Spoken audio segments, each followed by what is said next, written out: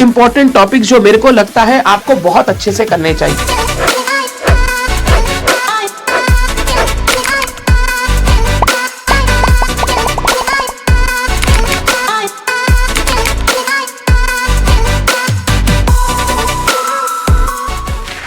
May 26 CA intermediate exams knocking the door and मैं कोई भी वीडियो अपलोड कर रहा हूं, चाहे वो गुरु ज्ञान अपलोड कर रहा हूं, चाहे वो मैं कोई इंस्टाग्राम पे वीडियो अपलोड कर रहा हूं बच्चों को चीजें बताने के लिए, समझाने के लिए, हर जगह मुझे सिर्फ एक ही कमेंट देखने मिल रहा है, May 26 के इंपॉर्टेंट टॉपिक्स आप कब बताओगे।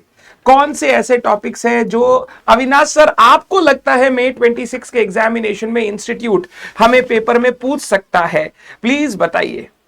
एंड मैं ये जो वीडियो है, ये वीडियो मैं हमेशा 7 डेज बिफोर एग्जाम बनाता हूं, जब मैं लास्ट 4 दिन में कैसे आपको एडवांस अकाउंट्स को रिवाइज करना है वो स्ट्रैटेजी आपको देता हूं उसके साथ। क्योंकि मैं ये पहले इसलिए भी रिलीज नहीं करता 1 महीने 2 महीने पहले, क्योंकि बहुत बच्चे इन वीडियो से मिसलीड होते हैं।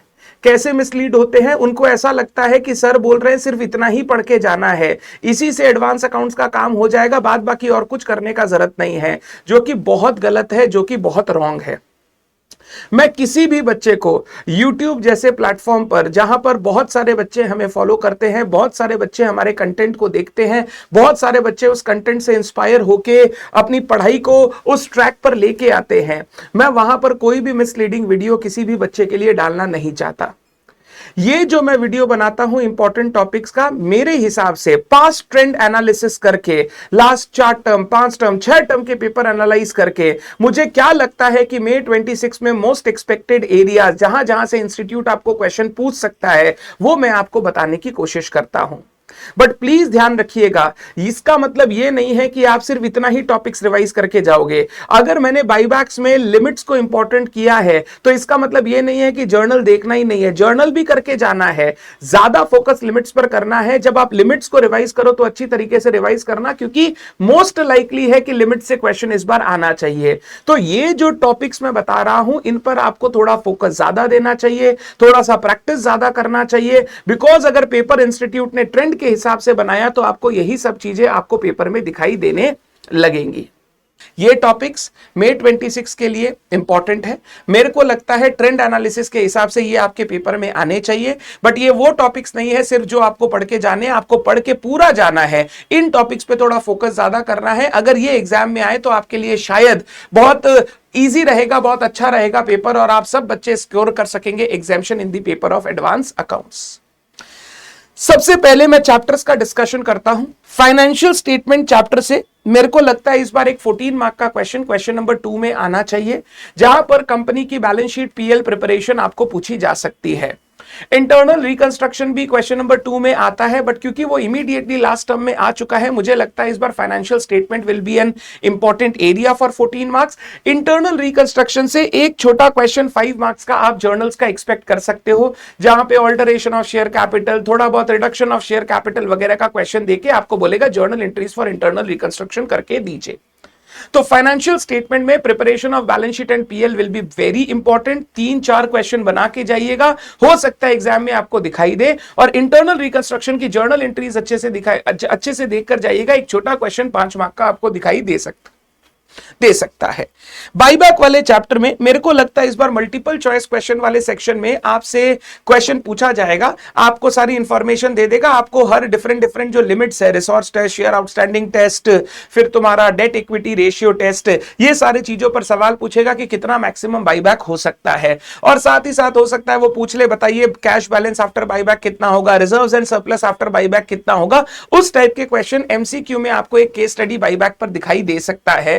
हाउएवर हम लोग जर्नल्स भी करके जाएंगे, नॉर्मल में भी आएगा तो हम कर लेंगे, but limits will be important for this term, वो एमसीक्यू में आ सकता है। कैश फ्लो चैप्टर में मुझे लगता है डायरेक्ट मेथड का एक 7 मार्क का क्वेश्चन आना चाहिए। बहुत सारे टर्म से इंस्टीट्यूट ने नहीं पूछा है, जहां पर आपको लाइन बाय लाइन सारी इंफॉर्मेशन दे देगा और बोलेगा कैश फ्लो स्टेटमेंट बनाइए under direct method. Indirect method भी पूछा जा सकता है। इनडायरेक्ट मेथड में अगर क्वेश्चन आया तो पीबीटी का आपको पहले से दे देगा, फिर उसके बाद इंफॉर्मेशन देगा बहुत सारी कि पीबीटी के अंदर डेप्रिसिएशन इतना, ये इतना, ये इतना, उसके हिसाब से आपको इनडायरेक्ट मेथड से कैश फ्लो स्टेटमेंट बनाना होगा।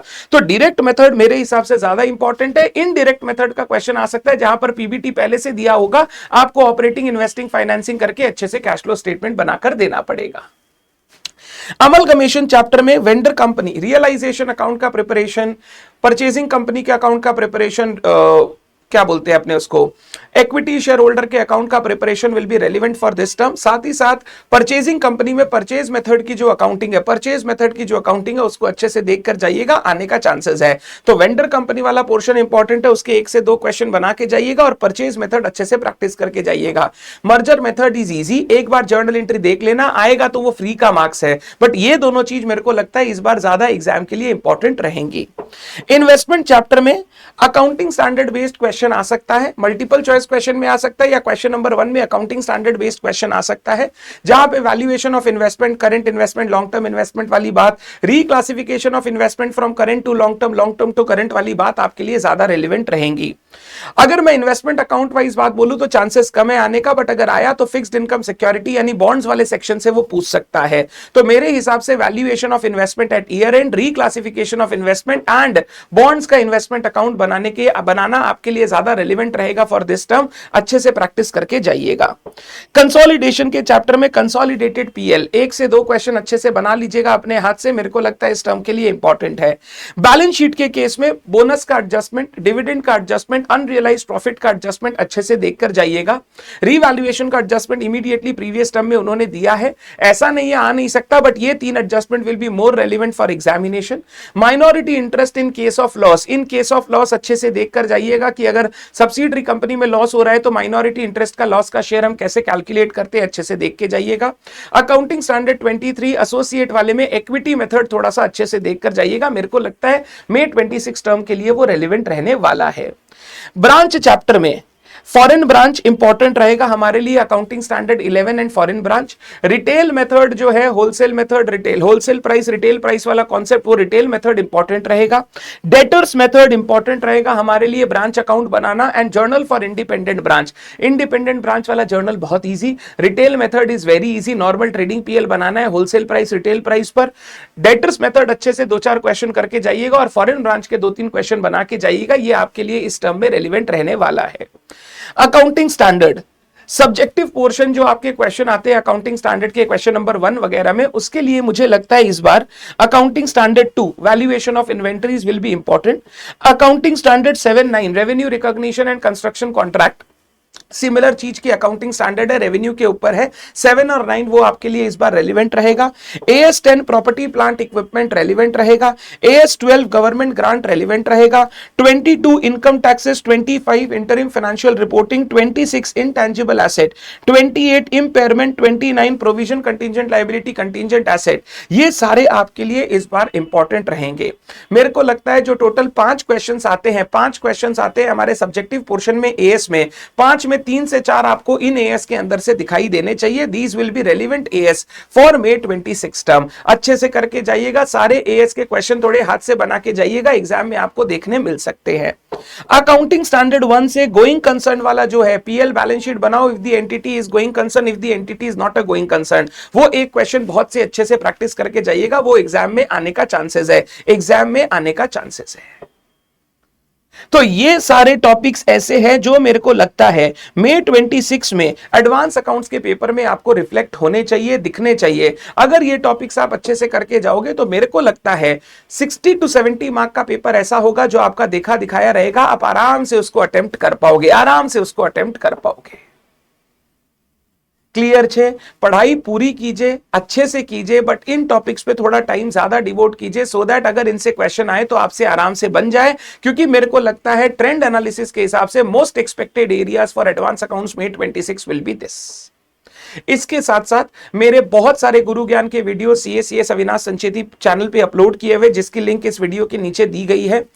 एक लिंक और दिया गया है जहां पे मेरे सारे रिवीजन वीडियोस, अकाउंटिंग स्टैंडर्ड के प्रैक्टिस वीडियोस, कंसोलिडेशन का रिवीजन एंड प्रैक्टिस वीडियो, सारे प्रैक्टिस वीडियोस, रिवीजन वीडियोस का लिंक एक जगह पर है। अगर आपको कोई भी टॉपिक में, कोई भी चैप्टर में रिवीजन या प्रैक्टिस में प्रॉब्लम हो रहा है तो उन वीडियोस को फॉलो कीजिए, आपकी प्रॉब्लम खत्म हो जाएगी। इसके बाद जो आपका एग्जाम से पहले लास्ट 4 डेज में किस तरीके से रिवीजन करना है उसका एक वीडियो आएगा, जो आपको वीडियो एग्जाम से 7 दिन पहले मैं दूंगा, ताकि आप एकदम क्लियर रहो लास्ट 4 दिन में एडवांस अकाउंट्स को कैसे पढ़ना है। साथ ही साथ मल्टीपल चॉइस क्वेश्चन के प्रैक्टिस सेशन भी मैंने स्टार्ट कर दिया है यूट्यूब पे। अगर आप रेफर कर रहे हो तो बहुत बढ़िया, अगर आपने अभी तक नहीं किया है, बाद में देखना चाहते हो, तो CA/CS अविनाश संचेती में आपके MCQ सेशंस भी मिल जाएंगे।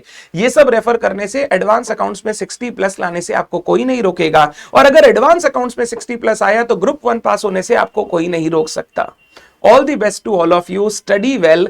मैं आपको अभी से कॉन्ग्रेचुलेट कर रहा हूं। अगर आप अपना एग्जाम अच्छे से दोगे तो 100% है कि आप क्लियर करोगे May 26 एग्जाम्स को। Thank you so much. बने रहिए, लगे रहिए, हिम्मत मत हारिए, एंड पेशेंस, सब्र और नजर दोनों एकदम तीखी रखिएगा, क्योंकि वही आपको काम आएंगे। Thank you so much, bye bye.